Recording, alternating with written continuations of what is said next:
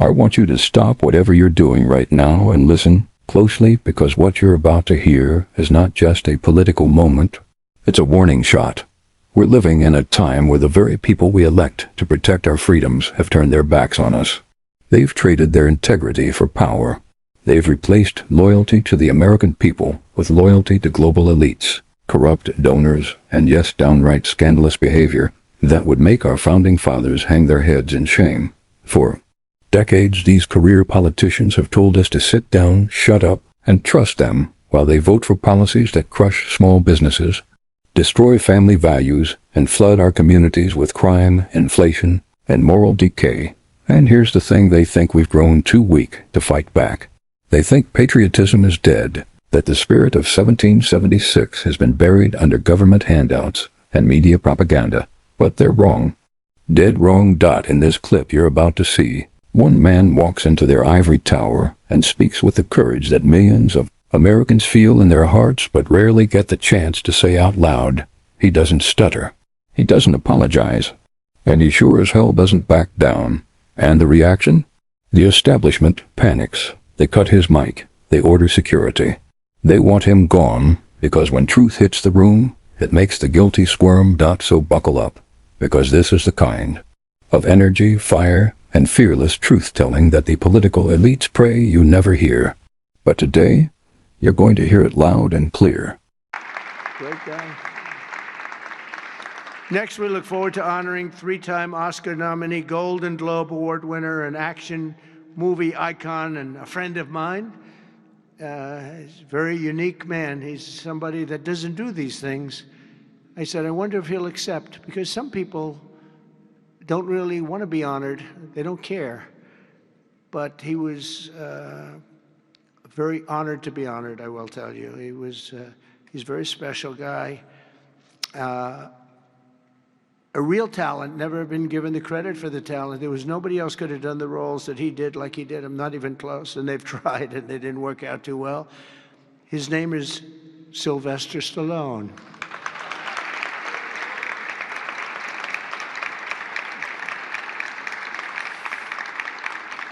So it's very few, almost, if any, people that could have taken a name and made it so incredible, like Rocky, Rambo, Creed, and others. But think of it, Rocky, Rambo, if you did one, you're good. You do two. And I'll never forget, I was a young guy, and I went to see a thing called Rambo, and it had just come out. I didn't know anything about it, but I was in a movie theater, like we used to go to movie theaters a lot. And I said, this movie is phenomenal. What the heck?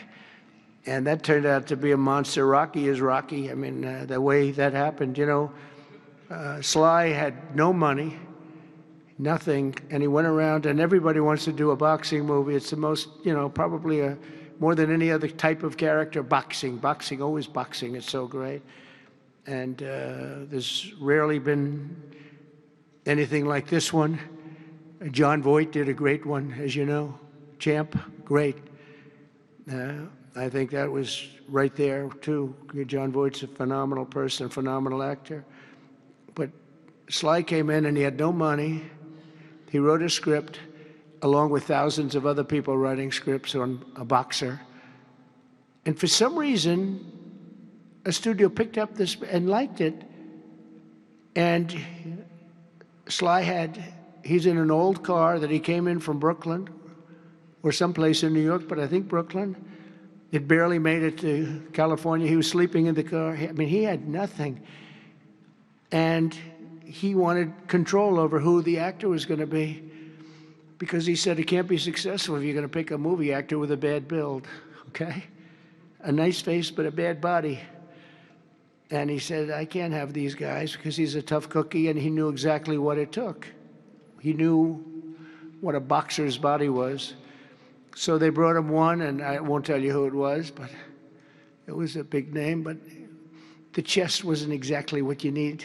One shot, and your heart would pop out. That wasn't too good. Then he did another one. He was fat, sloppy, but had a good face. Then he did another one, and another one, and another one. And he turned it down. He wouldn't take $1 million, he wouldn't do it. And it turned out that when they saw him, they said, you know, you'd be actually pretty good for this role. And he had never done this before, anything like it. But think of it, he turned down $1 million. He had nothing. He refused to let somebody else play. He didn't want to play it. He wasn't original. He did it as a writer.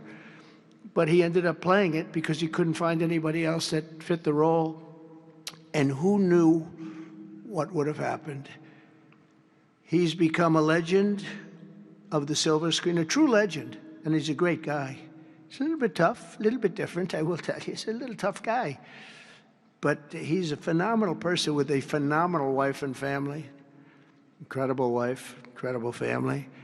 His film's grossing more than $7.5 billion, which is either a record or very close to it. I can't imagine anybody doing more. If you add up Rambo and Rocky and these others, I can't imagine anybody doing much more.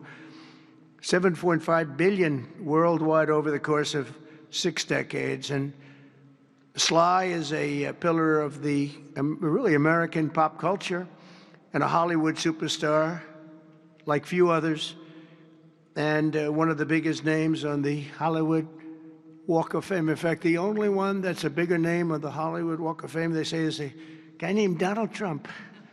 I'm on the Hollywood Walk of Fame too, if you can believe that one.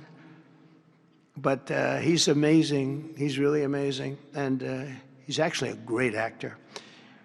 In this hearing, you've got a man calling out politicians like Andy Harris and others, telling them their careers are over, and not because of bad luck, but because of what they've done to the people they swore to serve. He lays it out plain. These politicians, tied to scandals and shady deals, have pushed policies that hurt everyday Americans. 40 million people in that state are paying the price for their incompetence and corruption. And when he says they have no shame, you can see the panic in the room. What do the officials do? They don't argue with him. They don't defend their record. No, they cut his mic. They try to silence him. They call for security to drag him out, because the truth is dangerous in their world. And yet, even as they move to remove him, he keeps going, warning them that history will not remember them kindly, that America will rise up against leaders who betray their people. Now, I want you to think about what we just witnessed. One man alone in a room full of power-hungry politicians stood his ground. He didn't let their titles, their arrogance, or their threats intimidate him. And that's exactly what we need more of in this country. Backbone. For too long, we've been told that ordinary citizens can't make a difference. We've been told to trust the system, even when it fails us over and over again. But the truth is, the system only works when the people in it are honest and when they're not. We have to step in. Every single one of us has a responsibility right now. Not tomorrow, not next election cycle. Right now, speak out at school board meetings. Show up at your local council. Demand transparency from your leaders. And most importantly, vote for those who will put America first, not last. Because here's the reality. If we stay silent, these shameless elites will keep robbing our freedoms, erasing our history, and selling out the future of our children. And I don't know about you, but I refuse to let my kids grow up in a country where corruption wins and truth is silenced. This moment, this clip, is a reminder that courage is contagious. And when one voice stands up, others will follow. That's how we take our country back, one bold stand at a time. Stay loud, stay proud, and never forget, we the people are the true power of this nation. God bless you, and God bless the United States of America.